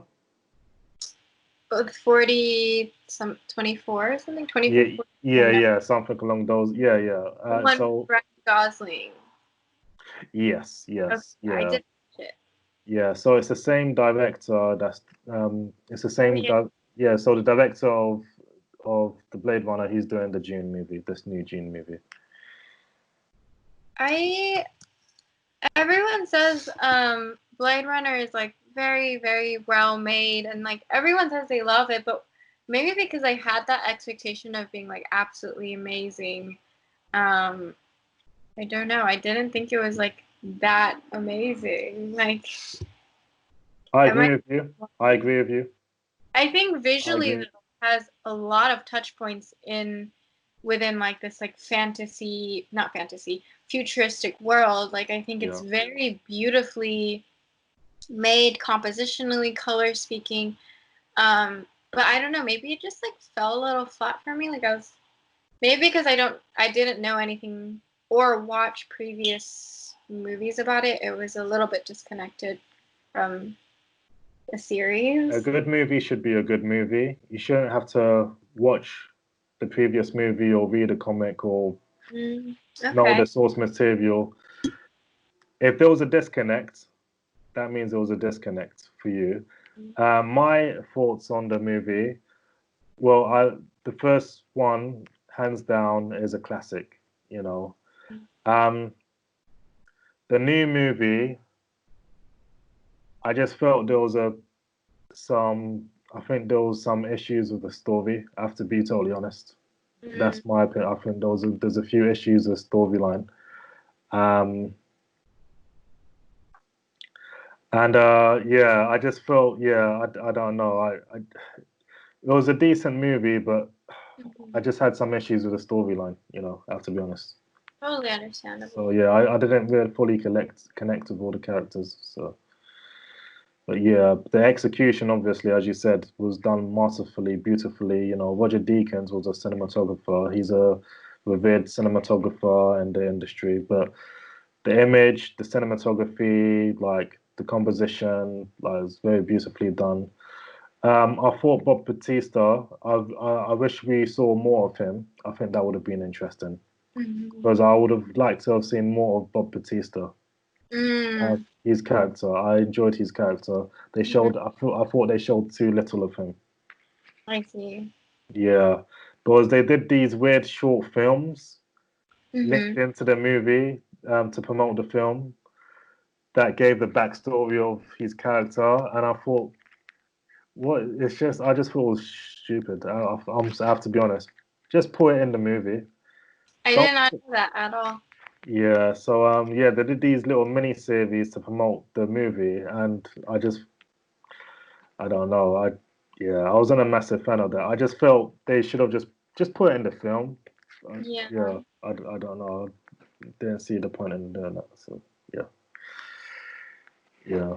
Because if you're introducing the character, you want to introduce him in the movie, not in a short film, then do the movie. Like, Yeah. I Exactly. don't know. I just thought that was a bit odd. No, That's my thought. Yeah, like the movie is a movie. Why do you need to make a short film companion piece? I would have understood if the short film was made initially as a proof of concept, but Mhm. no, you're actually producing a short film to be a Mhm. companion piece for the feature film. What is the point? Mhm. Everyone's not going to watch the short. I don't know. I just thought it was weird. Mhm. Yeah, yeah. So yeah. Understandable. What's that? Understandable. Yeah, yeah, yeah. I just thought because he was an interesting character, because he had feeling, he liked stuff, like and this character had to put him out because he's quote unquote malfunctioning. Yeah. So yeah, yeah. So yeah, I watch a lot of films. I don't know. I think I could get into characters and stories Yeah. and all Yeah. Of this. course. Of course. So I love films. I just have a hard time watching them if they're not in the theater. yeah, okay, fair play, fair enough, fair A enough. bit spoiled, I guess. Yeah, Like, I'm trying to think of like anything else like exciting that I've been doing. mm, Um, Honestly, like I've been taking this quarantine time to just relax and become a person again. yeah, A little bit slow. mm, Um, it's like strange because like we cannot see people face to face, but yet we're mm, more connected than usual because we're always checking up on friends and family. mm. So I have been writing like a lot of letters. I could try to see like where my I don't know where I put my bag, but I have like a lot of letters that I've been writing that I need to send out. But Yeah. been writing. a lot of letters, and yeah, just like kind of organizing the mess that I live in. Yeah. So yeah, nothing really like too extravagant or exciting really. I've been working and I've been learning Cinema 4D Oh, recently. nice. Just I because we're living digitally, it's kind of hard to, get product photos or get spatial photos. So I've been trying to build out things. That's about it. Oh, nice. So I recently interviewed Alicia. So I don't want to butcher the surname, but Alicia, she's a 3D animator, Mm, and yeah, she's working for a visual effects company. wow. And so yeah, we had a really good talk for this podcast. So that's that episode. I might post that up. Okay. I might post it up over the weekend, to be honest. I normally try to post on the weekdays, but I've got so many videos. I need to really put them out Make to it. catch up. Yeah, but let me double check. Hold up, I just want to get her name. But yes, Alicia Steinberger. Mm, So really talented 3D animator. So I think she'll encourage you. She's super awesome. mm, Really nice um, person, and mhm. she's in the field.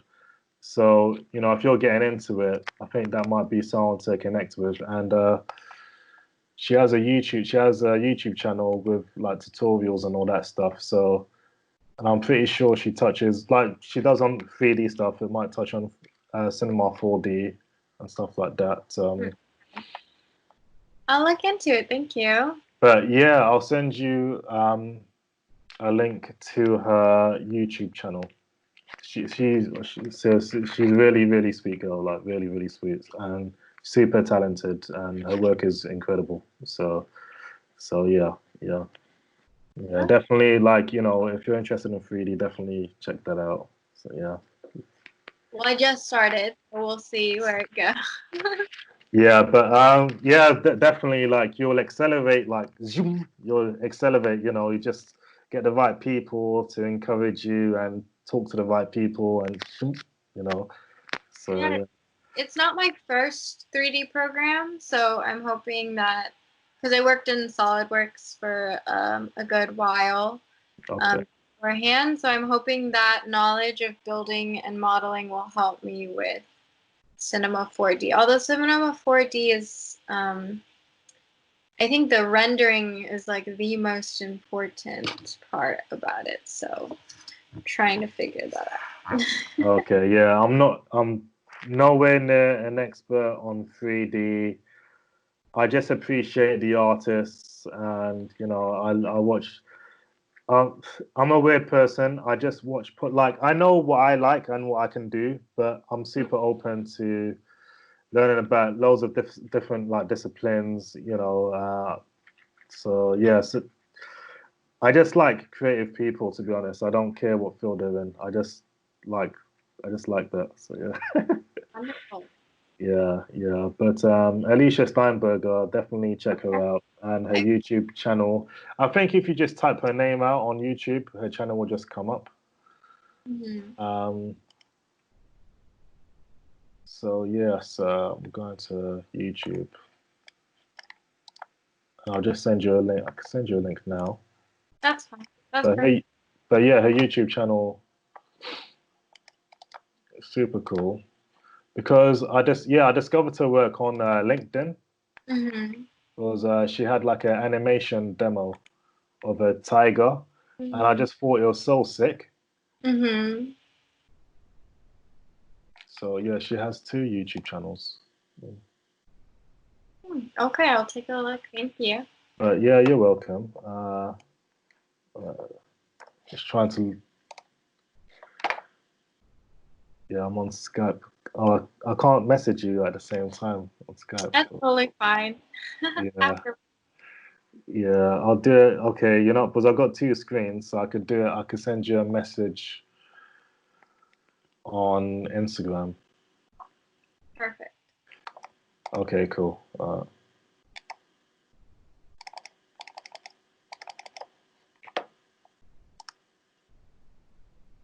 Yeah. Okay. Yeah, so I'm just sending you the link now. That's one of her pages, but there's that's one of her pages anyway, so you can see her work. So I just sent you a DM on Instagram. Okay, thank you. You're welcome. You're welcome. Yeah. What type of work would you like to produce in Cinema 4D then? Um, well, since everything is done digitally these days, and right now I'm working on a hospitality graphic design piece, which is hospitality branding. So like hotel, spa, anything in the service industry. So I was hoping through Cinema 4D I could create like architecture space for these hospitality branding that I'm doing, to fully build out the brand and show what it could be and so forth. Usually when we do any type of branding, we try to create these collateral pieces to show where possibly like how the brand is used and where the brand logo or anything of the brand lives. Um, so knowing that, we usually take our own photos or of where the context of where these brands would live. So using Cinema 4D, I'm going to be creating its own context in which the brand can showcase itself. So I'm hoping that my abilities of Cinema 4D will be strong enough to execute everything without looking too unprofessional or homemade. So Yeah. we will see. The program is very difficult to run on my laptop. So I've been trying to work on my bigger desktop, but that's at my apartment versus being at my parents' home right now. Yeah. So I've been going back and forth. But Yeah. Okay. Yeah, I get that. I get that. yeah. Yeah. Yeah. So because yeah, so there's obviously I have a lot of creative friends, Yeah. and yeah, so I know of a young lady, Sophie, and she kind of does what you were describing. So she develops brands for, Mhm. like, commercial business companies like restaurants or shops and all this stuff, and she does like a whole 360 of the brand, and she does the interior to the meat to the menu and the flight, like, all the she just does the whole 360 Mhm. of brand development Mhm. for a company. So yeah, so so I was supposed to interview her, but she's working on her website at the moment. So Mm. Okay. yeah, so but her work was, I stumbled across her work at Ace Hotel, because I work in, well, sometimes like to use the study area to do work as well, you know. And I just saw her work, and we just kept in Mhm. touch because, I meet loads of creative people every day, like, prior to quarantine and all that stuff, So yeah, her work is amazing. Her work is phenomenal. But yeah. Okay. Yeah, I I'm just hoping, since like everything is, digitally created and everything, we show it digitally, we can't necessarily like, I don't know what I'm saying at this point. Like if I was in like a setting where this wasn't happening, I could show them physically what it would be like you know, like if your logo is going to be on a napkin, I will bring you a napkin with the logo on it, you know. But Yeah. since I can't do that, I have to create it all via Photoshop or Yeah. whatever software. So that's why I'm hoping like Cinema 4D will help me create like collateral pieces that I can't necessarily bring to the client anymore, you know. Yeah. So it sucks because now I have to get good at something quick, but I guess I have it in my arsenal of programs now. Like I feel like I'm just like eating up all the programs I could possibly use. Yeah. Yeah. So, yes, it's fun. So out of curiosity, this is just technical stuff. So for your what's your desktop setup like? So do you use like a Mac tower or PC tower or your workstation? So right now I'm at my parents' house. I Yeah. have MacBook right now, MacBook Yeah. Pro. Yeah. Yeah. I have my Wacom Yeah. tablet, everything. So Yeah. and I like work facing a window because I need some sun, and I Yeah. usually have any type of notebooks or writing implements on my left side, and then on Yeah. my right side is my Wacom, and I just work like this. When I'm at my place, I have a MacBook Pro, or not Mac Pro, iMac. Yes. So I use an iMac that has a better Wacom tablet. This is like the one that I use to like travel around with. Yeah. I have a Wacom Pro. So I usually have my laptop open next to me while I have my desktop running, and then I can feed back and forth. Yes. So sometimes if I'm rendering on the big computer, I can work on other things on the small computer, and they're Yeah. connected. So I can just swap in and out. And or let's say I don't have multiple things I need to work on, I can just have my laptop playing a movie while I work, you know, or Yeah.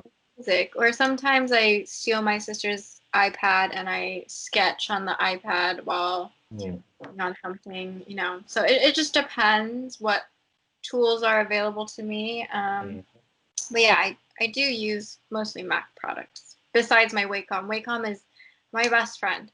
I love the Wacom. Yes. This I too have like I use um my myself is it like I just got a really messy desk, but I've got like a Wacom tablet on the left hand side of me, and I have one MacBook and a monitor. I have just one monitor as well. Like I have an iZone monitor just to help me render like photos and all that stuff, like photo retouching. So just to get the colors right and all that stuff. And I use it to watch movies.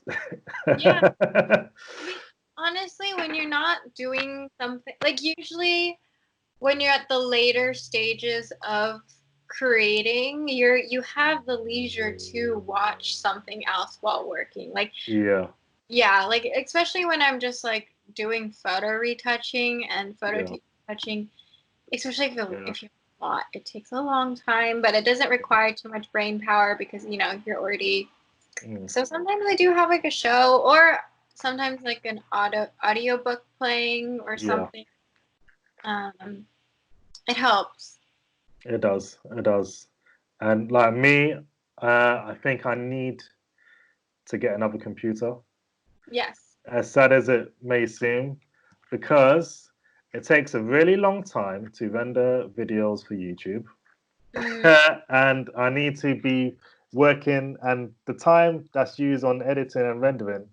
Yes, I do research and I could watch some movies and videos while it's rendering, or but I like to have the option to edit more content or mm, whether more content while on the same program, if that makes sense. So yeah, I understand. so but yeah, like it takes a while to render I actually. So understand. I understand. yeah, it takes a while to render. So yeah, and obviously I need to clean up my laptop as well. There's a lot of content that I need to free Yeah. up. I think one thing that's definitely helped me as a graphic designer is like the external hard drive. that thing is like my Yeah, best friend. definitely. Especially when I'm done with working on a project, I get rid of it off my computer ASAP. Smart idea. No, that's very Yeah, smart idea. Yeah. because like usually I have I usually only keep like the final pieces on the computer, not like the whole process. Like especially like I use a lot of programs. I think I use 3 programs mostly. Illustrator, InDesign, Photoshop. Yeah. And then all the other ones like After Effects, like XD, Lightroom, those are I don't use them as much, but like those are the main 3. And especially when I'm working back and forth, the programs get quite big, and so I Yeah. try to get rid of them as soon as I can, just Yeah. because it slows down the computer. Yes, it does. It. I mean, the Yeah. desktop is fine, but on a laptop, I've noticed since the processing power is not as strong, it takes a little bit more. And I would like to not have a laptop crash on me while I'm working on something. Oh no. That's the worst. Oh no. Oh, that's really bad. Yeah. So, yeah. Yeah. I have an old school MacBook. I have a 2011 MacBook Pro, Hmm. and I just to save money, I took out the CD drive Hmm. and I replaced that with a solid state drive. Oh, interesting. So yeah, so it's faster than the spinning disk, than a non-solid state drive. And I just put all the programs onto the solid state drive to make it as fast as possible. And I put extra memory in the hard drive as well. So video production is actually quite decent. To be honest, I just need to clear. Um, the YouTube channel has really tested, you know, this laptop Yeah. because I've got so much video. I've got so much videos stored on this bloody laptop from my YouTube channel. So I need to free it all up. I need to actually utilize this a bit more. So Great thing about Macs, like this is my second MacBook.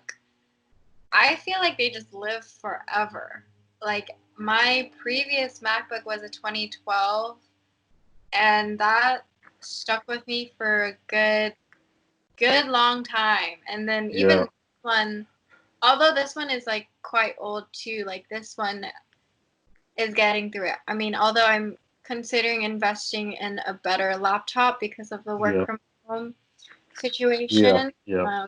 But because I have a desktop, like I haven't really necessarily needed it. But also, like, is it just me? I do not like the new MacBook Pros at all. I don't like that touch bar. Yeah, I'm not a fan. I have to be honest. Like,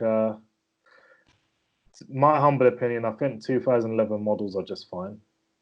In my humble opinion, like, I think the newer models they don't like people to upgrade them, so they try to make it upgrade proof. Yeah, you can't. And they're like, how much are they? Like $3,000, or I don't know. Like, really, they're not cheap. Hmm. So yeah. Yeah, I'm not a fan. I'm not a fan of pre 2011 MacBook laptops. I have to be honest. So yeah, I'm I'm just waiting for them to get rid of that touch bar. yeah, I'm not a fan of that touch bar. Yeah, So, although I love how it's like a 16-inch now because it used to only be 15, right? 13 and 15. that's so big. It's 16 inch. 16 inches. I love that. That's massive. I don't It mind. is. 'Cause I work on a 13-inch and it's okay. Um, but I think I tend to get very close to my Yeah. computer But instead. to be fair, I use a 13 inch, but I have Mhm. a 24-inch monitor. Yeah.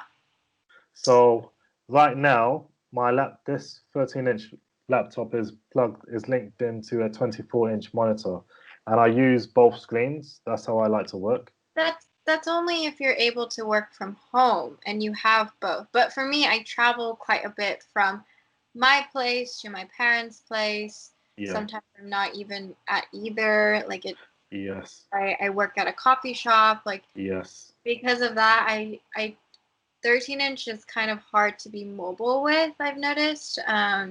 Oh, okay, that's a fair point. So like I do travel a bit, and if I'm in a different country, I would like to have, even if it's like massive, like 16-inch, I don't mind. I think I love the 16-inch I computer. appreciate that. Yeah, I appreciate that. Yeah, that's a good. Yeah, that's yeah. I hear. Okay, I appreciate that. Actually, I appreciate Yeah, that. Yeah, yeah, because I did travel with my 13-inch last year quite a bit, and although like it was good for what it was, like what it is, I've noticed I wasn't able to get as much work done as I would have liked to. Like it was just kind of. I mean, I was there for vacation, but mm, it was still like I felt like I couldn't get work done at all. So mm. I mean, Yeah.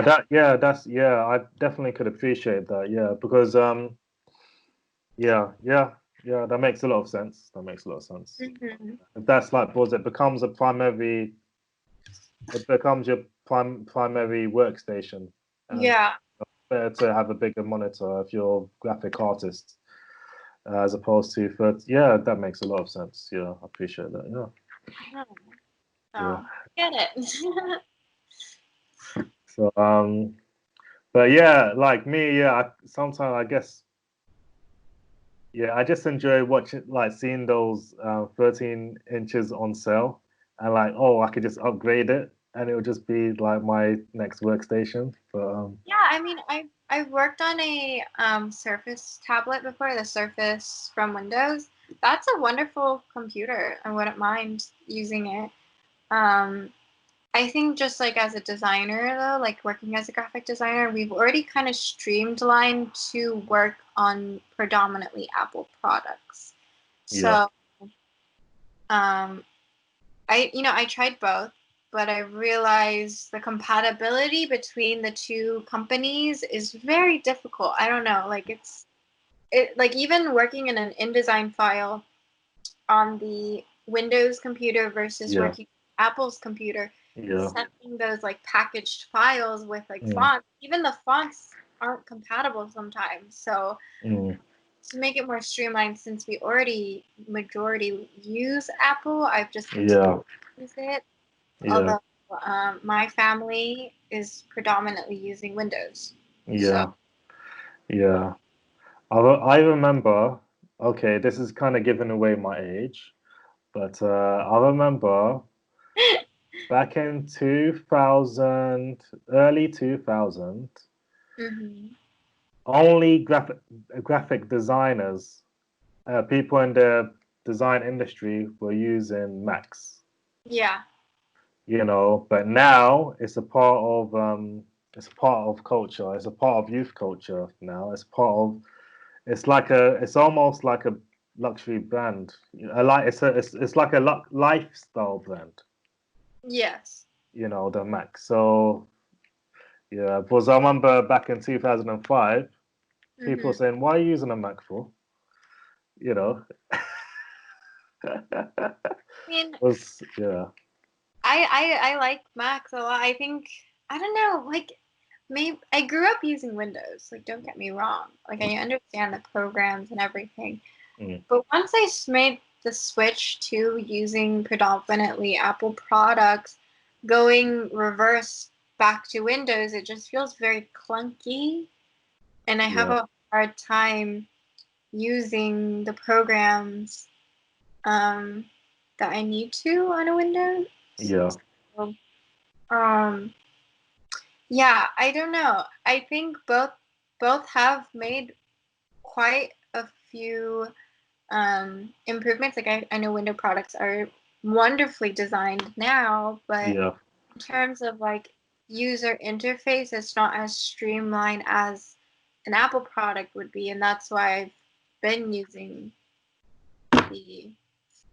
they've done a wonderful job with the interface. Windows, Yeah. I'm not too sure. Like their processing powers. Okay, let me say, Apple products interface is superior. Windows, it's the actual product, like interface. I mean, not Yeah. interface. Processing power. Mm, RAM, whatever. mm, mm. Um, so we're paying for the interface using an Apple product. I get that. Yeah. I understand. Yeah, yeah. Yeah, yeah, it's just I like the interface of the Mac. It's just so much smoother, and it's just, I have a PC as well. I use a PC sometimes, but I'm just always on my Mac, just, and the older products, I like using it, so yeah, yeah. Now I really want to get a new MacBook. The more we talk about it. Yeah, but the thing is, I have issues with the newer MacBooks because you can't upgrade it. If Yeah. you're able to upgrade it, I'll probably invest in one. But yeah, I don't know. I don't know. I don't mind. I'm not very like technologically savvy in terms of like upgrading things.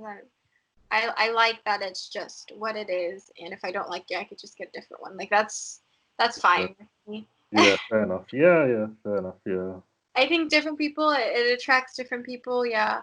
For me, I'm okay with that. I'm okay with not yeah, having, you know, as long as it runs my programs and I can work, I'm totally fine.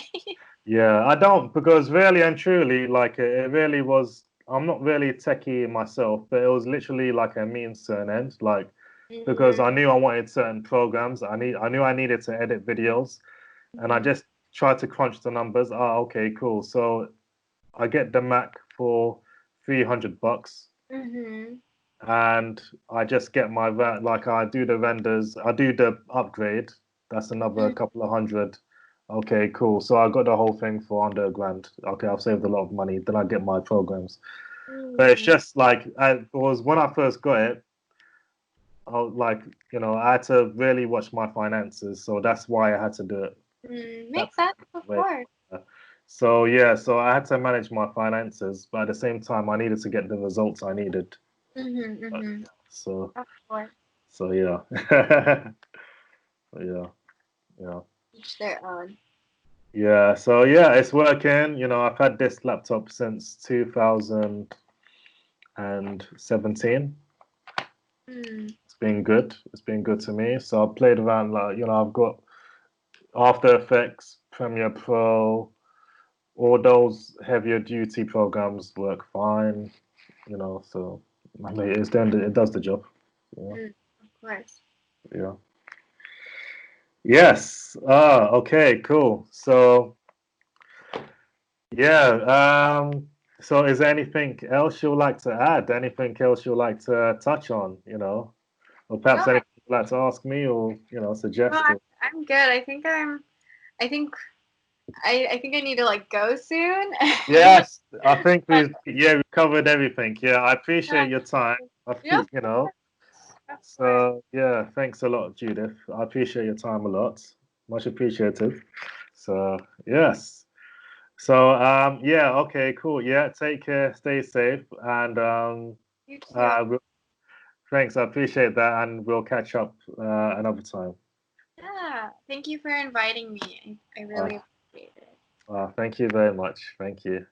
Thanks. Yeah. So as soon as this is edit, I'll contact you about the images and all that side to the Okay, video. sure. Yeah. Yeah. Yeah. I just stop.